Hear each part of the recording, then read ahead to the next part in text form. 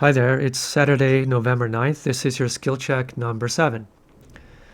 In the first question, we have Sokwe who grows apples, and we have Simba who wants to buy apples. And we're told that if y is the mass of one randomly selected apple, then y follows a normal distribution with a mean of 255 grams and a standard deviation of 32. So Simba is going to buy 2 randomly selected apples, and we want to know the probability that the total mass of those apples is no more than 480 grams. So let x be the mass of 2 randomly selected apples. We need to know the mean and standard deviation of x. So let y1 be the mass of the first randomly selected apple, and y2 be the mass of the second one, 2 apples. And x is just going to be the sum, y1 plus y2. So the expected value of x is just the sum of the expectations, 255 plus 255. That's 510 grams. The variance of x is also the sum of the 2 variances. Here you have to remember that we're given the standard deviation for the mass of an apple. We need to square that to turn that into a variance. So we have the 2 variances added together to give a total of 2,048. We take the square root of that to get the standard deviation. And so we know now that x, which is the mass of 2 randomly selected apples, x has a mean of 510 grams and a standard deviation of just a little bit more than 45 grams.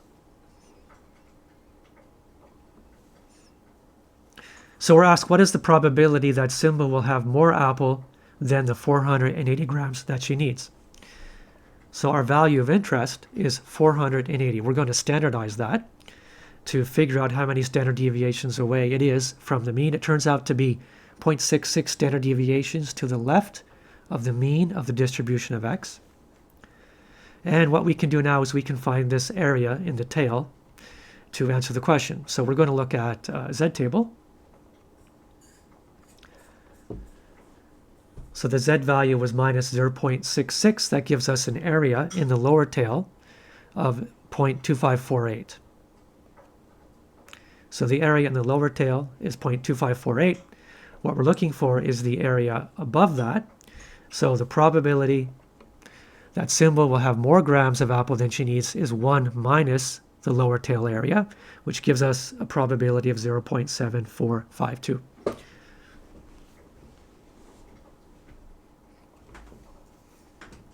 Okay, next question. Here we're imagining that Simba grows peanuts and sells them in jars. Each jar contains 800 grams on average with a standard deviation of 10 grams. And then Sokwe comes in and he's going to steal a handful of peanuts from a randomly selected jar. And we're going to be asked, what is the probability that the jar contains less than 765 grams after Sokwe grabs that handful?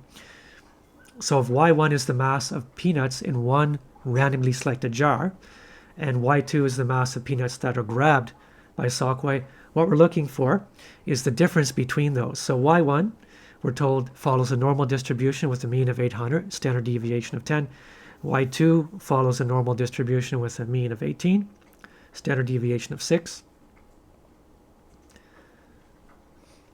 And so x is just the difference between them. So the expected value of x, it's just the difference between the expectations. So 800 minus 18, 782 grams.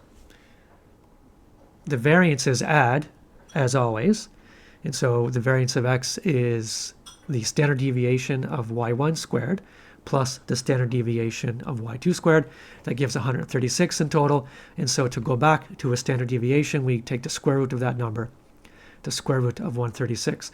And so in the end, we get that x, which is the amount of peanut left inside the container after Sokwe steals some. We get that x follows a normal distribution with a mean of 782 grams and a standard deviation of just a little bit less than 12 grams. So the question is, what is the probability that there will be less than 765 grams in the jar? So our value of interest, how far away is that? If we standardize, it turns out that 765 is 1.64 standard deviations to the left of the mean of the distribution. And we just need to find that lower tail area again. Going to the Z table, we look up minus 1.46, and we get an area in the lower tail of 0.0721. So, the probability that the jar will contain less than 765 grams is 0.0721. Okay, that's all for that.